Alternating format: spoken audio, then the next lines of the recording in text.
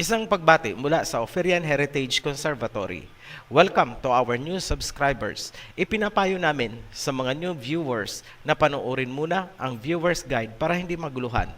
Matatagpuan ang link sa ibaba lamang nitong video.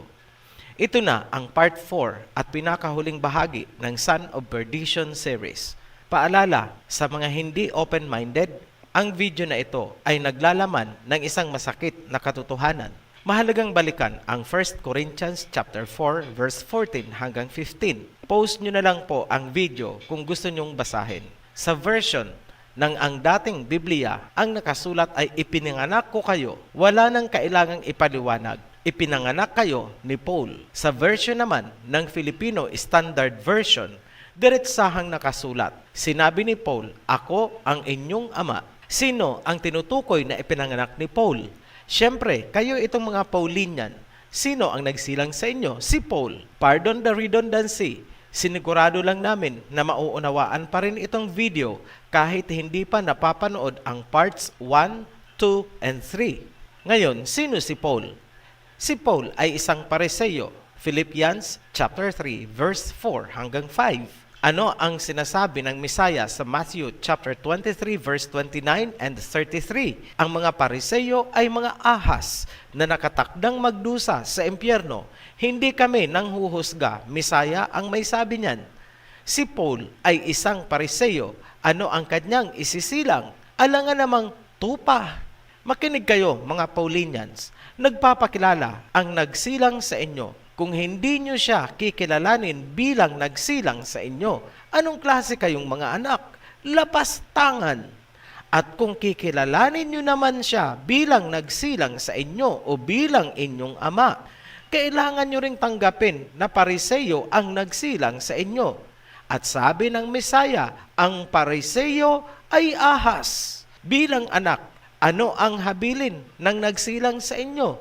Ito ang sabi niya sa 1 Corinthians chapter 4 verse 16. Nakikiusap ako, tumulad kayo sa akin. Ano ulit ang sabi ng Misaya? Ang mga Pariseo ay ahas. Ano ba ang ginagawa ng ahas? Nanunuklaw. Ano ang sabi ni Paul? Anak, gayahin niyo ako. Ano ang ginagawa ng ahas? Nanunuklaw. Wala kaming magagawa kung nagagalit kayo. Hindi kami nang aatake. Naglalahad lang ng salita ng Misaya. Nasusulat naman lahat sa Biblia ang sinasabi namin. Bakit kayo magagalit? Kung papansinin, inihabilin ng Misaya kay Peter ang pangangalaga sa mga believers. Ibig sabihin, ang mga assemblies ay kumakapit sa salita at mga katuruan ni Peter. Unang tanong, tinanggap ba si Paul ng mga apostoles at ng mga tunay na assemblies ng Misaya? Salamat sa mga tagapagtanggol ni Paul na ginamit ang 2 Peter chapter 3 verse 15 hanggang 17. Lalo nyo lamang idiniin si Paul. Nakaligtaan na namin itong ebidensya. Kaya, salamat ulit. Binanggit ninyo. Himayin natin ang inyong ibinabato. Magbubumerang ito sa inyo. Una, tungkol saan ang buong chapter 3 para maunawaan ang sinasabi ni Peter. Sa verse 4, sinabi ni Peter na huwag magpapadaig sa mga nangungutya at nagsasabing, nasaan na ang muling pagbabalik? Diyan mo mauunawaan kung tungkol saan ang buong chapter. Ang concern ni Peter ay ang pagkakainip ng mga believers sa muling pagbabalik ng Mesaya. Kung kaya, sinabi ni Peter sa verse 8 na ang isang araw sa Mesaya ay katumbas ng 1,000 taon sa atin. Sinundan niya ito ng mga encouragement na huwag maiinip, maging matatag at magpakabuti. Yan ang premise na tinanggal nyo noong nag-copy-paste kayo sa comment section. Itong bahagi lang kasi ang gusto ninyo. Verse 15, hugot, tapal. Sinabi ni Peter na kahit si Paul ay maraming sinulat tungkol dito, alin ang tinutukoy na dito? Yung tungkol sa muling pagbabalik na nasa itaas ng verse na pinutol nyo.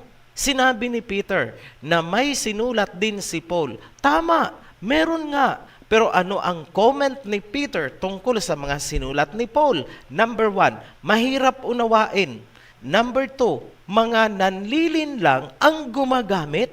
Verse 17, Sinabi ni Peter, alam nyo kung ano ang totoo. Mag-ingat kayo at huwag patatangay dito sa mga error o kamalian. Ayan, nagbibigay si Peter ng warning tungkol sa mga sinulat ni Paul dahil mahirap nangang unawain, ginagamit pa ng mga nanlilinlang. Ngayon, Paulinian, sino ang nanlilinlang gamit ang kasulatan ni Paul tungkol sa second coming? Nagtitinginan kayo ngayon? Bahala na kayo. Basta maliwanag ang sinabi ni Peter na ang mga gumagamit ng salita ni Paul ay mga nanlilinlang. Kaya binilinan niya ang mga believers na huwag maniniwala. Magalit kayo kay Peter, huwag sa amin. You are misquoting 2 Peter chapter 3 verse 15 hanggang 17. Walang sinasabi doon, either expressed or implied, na tinanggap ni Peter ang salita ni Paul. Bagkus, warning ang ibinigay ni Peter tungkol sa sulat ni Paul. Very negative ang comment ni Peter. Una, magulo. Pangalawa, mga nanlilinlang ang gumagamit. Klaro? May makikita ba tayong ebidensya na hindi katanggap-tanggap ang mga katuruan ni Paul sa mga believers? Yes, rejected nila si Paul. Ito, basahin natin. Mula mismo sa salita ni Paul, 2 Timothy chapter 1 verse 15 hanggang 18. You will know, I expect, that all those who were in Asia have turned against me, Phygelus and Hermogenes among them. Tagalogin natin. Mababalitaan nyo, inaasahan ko na ako ay hindi tinanggap ng lahat ng nasa Asia. Nabalitaan nyo ba yan, mga Paulinian? Hindi tinanggap ang Babylonian teaching ni Paul. Kinaliskisan siya ng mga taga-Efesos. Sa Acts chapter 19 verse 8 hanggang 12, mababasa nyo kung paanong pagmimilagro ang ginawa ni Paul sa Efesos. Naroong nagpagaling siya ng mga may sakit gamit ang panyulito na kapag ito ay nadikit sa kanyang katawan, yung may-ari ay gumagaling. Siyempre pa, hindi mawawala ang paborito ng Shanda Rabaka Shanda Bratatatat. Hindi bumenta yung mga pagkikisay-kisay at pagtimbuwang sa lupa. Lahat yung ginagawa nyo ngayon ay hindi umubra, hindi bumenta sa assembly ng Efesos. Naamoy nila ang langsa ng isang pariseyong ahas. Isang huwad na apostol na gustong ipasok ang doktrina mula sa Talmud ng mga Babylonians. Pull out at walk out si Paul kasama ang kanyang mga disipulo. Pero na-rebuke ba o napagalitan ang assembly sa Efesos dahil sa pag-reject nila kay Paul at sa mga disipulos nito? Hindi. Bagkus, tumanggap pa nga ng plaque of appreciation ang assembly sa Efesos. Basahin natin ang citation. Revelation chapter 2, verse 2. I know your deeds, your hard work, and your perseverance. I know that you cannot tolerate wicked people, that you have tested those who claim to be apostles but are not, and have found them false. Tagalogin natin. Alam ko ang inyong mga gawa, ang inyong mga pagpapagal at pagsusumikap. Alam kong hindi nyo matatanggap ang masasamang tao. Sila'y inyong sinubok, silang mga nagpapanggap na apostol at pinatunayan nyong sila ay mga huwad. Ano daw ang nireject ng mga taga-Efesos? Yung mga fake na apostles. Si Paul ba ay na-reject din sa Efesos? Yes, patunay lamang na si Paul ay huwad na apostol kaya nireject siya ng mga taga-Efesos. Naamoy nila si Paul. Ngayon, ano naman ang nangyari kay Paul sa Philadelphia? Na-reject din mula mismo sa salita ni Paul na hindi siya tinanggap ng mga taga-Asia. Para maunawaan, balikan natin ang pagpapakilala ni Paul sa kanyang sarili. Sa Acts chapter 22 verse 3, nagpakilala siyang Hudyo. I am a Jew born in Tarsus of Cilicia. Hindi rin umubra ang kanyang pagbabalat kayong Hudyo sa Philadelphia Assembly. Alam kasi ng Philadelphia na walang tribe of Judah o Hudyo na magtuturo ng may kahalong Babylonian at Greek doctrines. Reject din nila si Paul. At syempre pa, may plaque of appreciation din si Philadelphia. Basahin natin ang citation. Revelation chapter 3 verse 9. I know your deeds. See, I have placed before you an open door that no one can shut. I know that you have little strength, yet you have kept my word and have not denied my name. I will make those who are of the synagogue of Satan, who claim to be Jews, though they are not, but are liars. I will make them come and fall down at your feet and acknowledge that I have loved you. Klarado ang citation. Ang mga naghuhudyo-hudyuhan kasama dyan si Paul at ang kanyang mga galamay ay mga synagogue of Satan na paluluhurin sa paanan ng Philadelphia Assembly. Later pa po natin tatalakayin ang mga assemblies na yan, yung 7 candlesticks. Pero magpapauna lang kami ng kunting impormasyon. Ang 7 assemblies ay nag-hibernate lang. At ngayon ay gumigising. Ang assemblies ay hindi relihiyon. Hindi yan mga churches, kundi mga tao na binuklod ng isang diwa or consciousness. May napakahalagang salita ang Mesaya na gusto naming ipasilip sa inyo. Ito ang clear-cut boundary ng legacy ng Mesaya versus legacy ni Paul. Matthew chapter 10 verse 5 hanggang 6. This 12 Yahushua sent forth and commanded them, saying, Go not into the way of the Gentiles, and into any city of the Samaritans enter ye not, but go rather to the lost sheep of the house of Israel. Noong nabuo na ng Mesaya ang kanyang 12 apostles, sinabihan niya ang mga ito, huwag kayong pupunta sa mga hintil or sa anumang bayan ng mga Samaritans. Bagkus, puntahan nyo ang mga nawawalang tupa ng house of Israel. Bakit kaya ayaw ng Mesaya na pupunta ang kanyang mga apostoles o magpipreach sa mga hintil? May mga nakita kaming pagkakahawig sa isang verse. Matthew chapter 7 verse 6. Never give what is holy to dogs or throw your pearls before pigs. Otherwise, they will trample them with their feet and then turn around and attack you. Ang kanyang banal na salita ay hindi dapat itapon sa mga aso at baboy kasi aapak-apakan lang nila at pagkatapos babalingan ang mga apostoles upang sirain. Makikita natin yan sa mga sumunod na pangyayari. Kung pinagbawalan ng Mesaya ang mga apostoles na pumunta sa mga Gentiles, ibig sabihin, hindi ang mga apostoles ang nagturo sa mga Gentiles. It follows na ang mga katuruan na natanggap ng mga Gentiles ay hindi dalisay tulad ng sa mga apostoles. Kung ang katuruan na natanggap ng mga Gentiles ay hindi dalisay, ibig ding sabihin, ang anumang katuruan na kanilang ipapasa ay hindi maghahatid ng kaligtasan. Sinabi ng Mesaya sa John chapter 4 verse 22, You don't know what you are worshiping. We Jews know what we are worshiping because salvation comes from the Jews. Tagalogin natin, hindi nyo alam kung ano ang inyong sinasamba. Ngunit kaming mga Hudyo, alam namin dahil ang kaligtasan ay manggagaling sa mga Hudyo. Malinaw yan.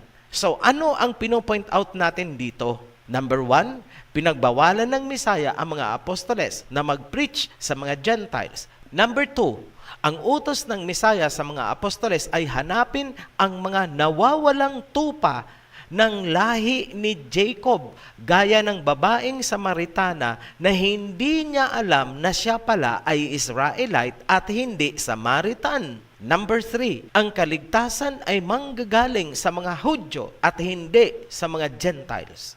Ngayon, tandaan natin na ang utos ng Mesaya sa mga tunay na apostoles ay hanapin ang mga nawawalang tupa ng Israel ni Jacob. Hindi sila pinapapunta sa mga Gentiles. Bakit binibigyan natin ng diin ang puntong yan? Kasi gusto naming subukan yung i-trace kung saan galing ang mga doktrinang sinusunod nyo. Sa mga Hudyo ba? Or baka sa mga Gentiles yan galing? Tandaan, ayon mismo sa Misaya, ang kaligtasan ay magmumula sa mga Hudyo. Noong si Paul ay na-reject sa mga assemblies, pumunta siya at nag-preach sa mga Gentiles. Nakabuo siya ng grupo sa Antioch kung saan unang umusbong ang Hellenistic Christianity sa kanyang pamumuno. Basahin natin Acts chapter 11 verse 25 hanggang 26. Then Barnabas went to Tarsus to look for Saul, and when he found him, he brought him to Antioch. So for a whole year, Barnabas and Saul met with the church and taught great numbers of people. The disciples were called Christians first at Antioch. Mag-focus sa huling sentence. Ang mga disciples ay unang tinawag na Christians. Saan? Sa Antioch. Hindi ba kayo nagtataka? Bakit of all the places, mga Gentiles pa sa Antioch ang pinagmulan ng salitang Christian? Pansinin, kung ang Misaya ay Kristo at ang mga apostles ay Christians, bakit hindi nagmula ang ganyang identity sa Jerusalem kung saan higit na matagal na namalagi ang Misaya at ang mga apostoles? Naisip niyo po yun? Ibig lang sabihin, ang doktrinang Christianity ay galing sa Antioch. Gentile doctrine na itinuro ng isang Pariseyong si Paul. Wala po kayong makukuha sa Biblia na nag-preach doon sina Peter dahil sumusunod si Peter sa instruction ng Messiah na huwag mag-preach ng Gentiles kundi hanapin ang mga naliligaw na Israelita. Malinaw na doktrina ni Paul ang bumuo ng grupo sa Antioch at tinawag nilang Christians ang kanilang mga sarili. Sila ang mga first fruits ni Paul. Kung uunawain mo ang buong Acts chapter 11, malinaw na buo na ang grupo ni Paul sa Antioch noong bumisita doon ang mga apostoles. Bakit tinawag ng grupo na Christians ang mga apostoles na pumunta doon? Sino ang nagturo sa kanila na tawaging Christians ang mga apostoles? Siyempre, ang kanilang teacher, si Paul. Lumalabas na ginamit lang ni Paul ang mga apostoles upang isulong ang kanyang hangarin. Tandaan, ang mga apostoles ay mga Hudyo, hindi sila Christians. Ang tunay na pangalan ng Mesaya ng mga Hudyo ay Hebrew at hindi ang Greek na Jesus Christos. Lumilitaw na hinayjack lang ni Paul ang istorya ng Mesaya at ng mga apostoles upang itayo ang kanyang Hellenistic Christianity sa Antioch. Iniharap ni Paul ang mga apostoles sa Antioch para paniwalain ang kanyang mga followers na siya ay kabilang din sa mga apostoles. Pinaniwala niya ang mga taga-Antioch na ang mga apostoles ay Christians din, gaya nila. Diyan magaling ang isang Pariseyo. Sinabi yan ng Mesaya na may pinong-pino silang paraan sa pambabaluktot.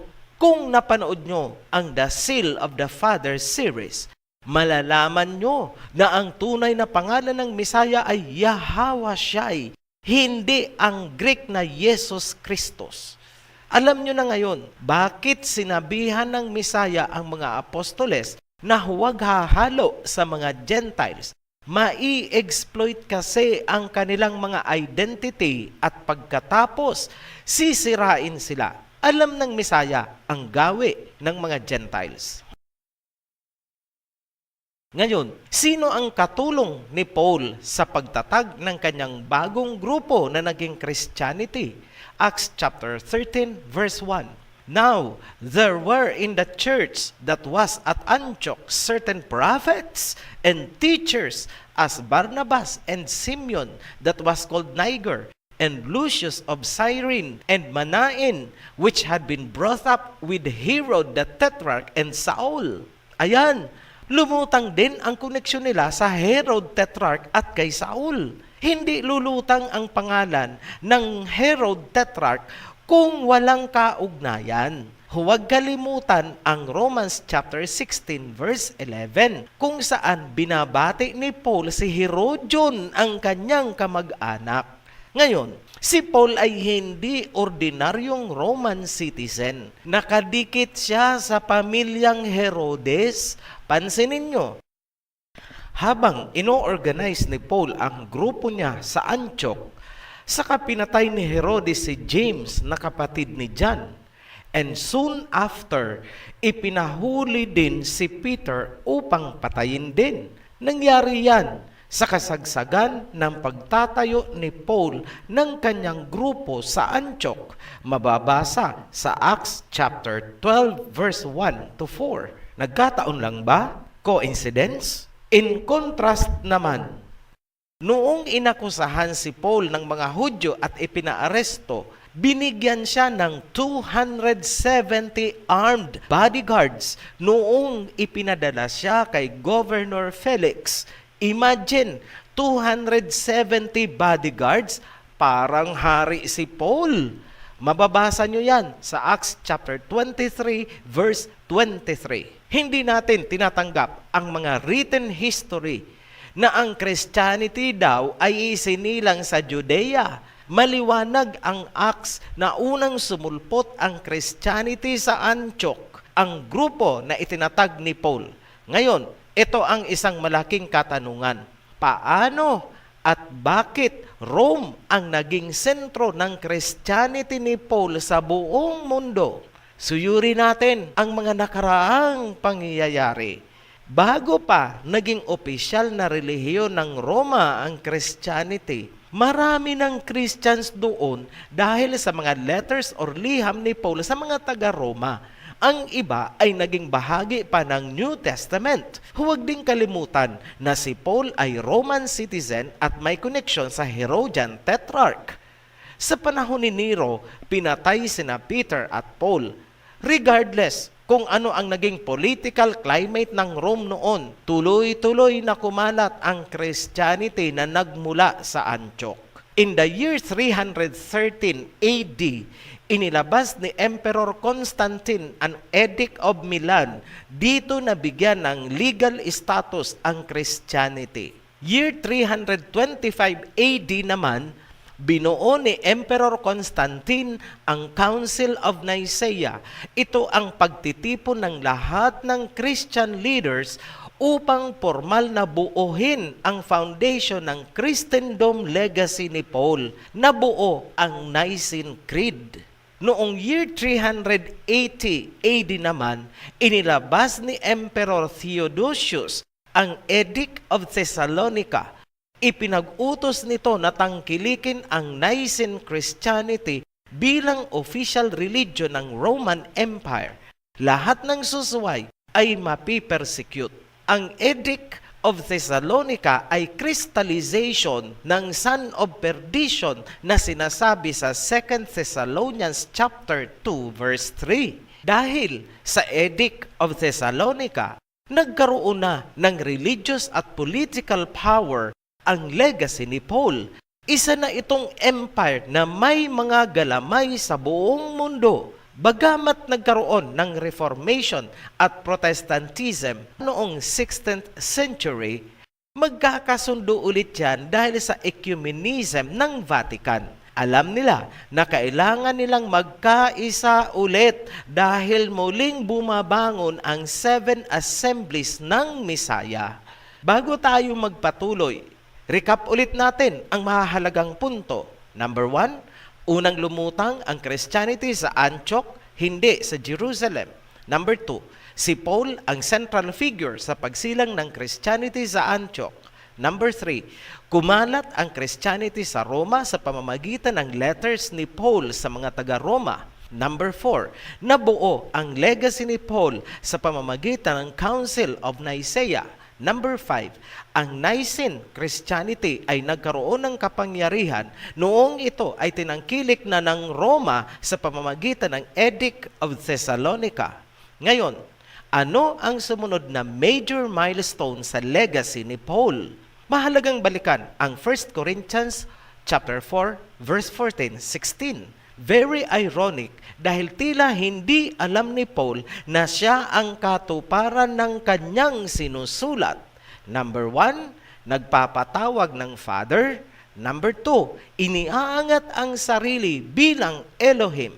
Sa verse 16, inihabilin niya ni Paul sa kanyang mga anak na gumaya sa kanya. Natupad yan. Noong wala na si Paul, itinuloy ng kanyang mga anak ang kanyang sinimulan. Isinilang ang papasi. Ganon din ang katangian. Nagpapatawag din ng Father, iniaangat din ang sarili bilang Elohim. Hindi na natin tatalakayin ang tungkol sa pagpapatawag ng Father dahil obvious na ang kahulugan ng salitang Pope ay Father. Kahit saan nyo kalkalin yan. Ngunit, may higit pa tayong dapat silipin. Paano iniangat ng Pope ang kanyang sarili kapantay ng Elohim? Ito siya. Sinabi ni Pope Leo XIII noong 1894, "We hold upon this earth the place of the Almighty God." Very self-explanatory po ito. At huwag niyo pong sasabihin na taken out of context. Tagalog. Hawak namin sa mundong ito ang posisyon ng Panginoon. Ibig sabihin, ina-assume nila ang pagiging Panginoon dito sa mundo. Ang reference natin, Preclara Gratulationes Publicae, The Reunion of Christendom, 1894. Kung titingnan natin ang kabuuan, ang Christianity, ang buong Christendom at ang papacy ay legacy ni Paul. Lumalabas na ang pundasyon ng lahat ng yan ay si Paul at hindi si Peter. Si Paul ay Pariseo at sinabi ng Mesaya na ang mga Pariseo ay brood of vipers and serpents. Hindi nakakapagtaka kung pinakakang banal ng Pope ang serpent. Bilang pagbibigay diin sa mga salita ni Paul, sinabi ni Pope Francis na ang Mesaya ay naging serpent. Ahas na pumapatay at ahas na magliligtas. Grabe! Parang sinabi niya na ang Mesaya ay ahas at ang ahas ay Mesaya at sila ay iisa. Ganun ang dating ng mensahe. Ito basahin namin. The serpent, the pontiff clarified, is a symbol of sin, the serpent that kills, but the serpent that saves. This is the mystery of Christ. Saint Paul, the Pope recalled, also spoke of this mystery. He said that Jesus emptied himself, humbled himself, annihilated himself in order to save us. Moreover, the apostle offers an even stronger expression. He became sin. Thus, using the Bible symbol, we could say, he became serpent. Very evident sa legacy ni Paul, ang serpent divination mula mismo sa salita ni Pope Francis. All the while, across ages, pinatunayan lamang ng Pope na totoo ang sinabi ng Mesaya na sila ay brood of serpents. Unang binanggit yan sa Genesis chapter 3 verse 15. Sa hinaba-haba ng aming pagre-research, matching Genesis to Revelation with world history, mariin naming tinututulan with strongest words ang tradisyon na si Peter ang first pope. Lahat ng impormasyon ay tumutumbok kay Paul as founder ng Christianity na tinangkilik ng Roma. Si Paul ang totoong first pope, hindi si Peter. Umusbong ang papacy bilang figurehead ng Christian groups sa buong mundo. Tandaan, nasusulat Ang kaligtasan ay magmumula sa katuruan ng mga tunay na Hudyo. Kailanman walang sinabi sa Biblia na ang pariseyong ahas ang pagmumula ng kaligtasan, dahil ang totoo, ahas ang simbolo ng kapahamakan at kamatayan. Ang ahas na pinakakang banal ng legacy ni Paul. Truly, Paul the Pharisee is the son of perdition. Muli kaming nagpapasalamat sa mga patuloy na sumusubaybay at sumusuporta sa Ophirian Heritage Channel. Happy awakening to all. Be blessed. Shalom.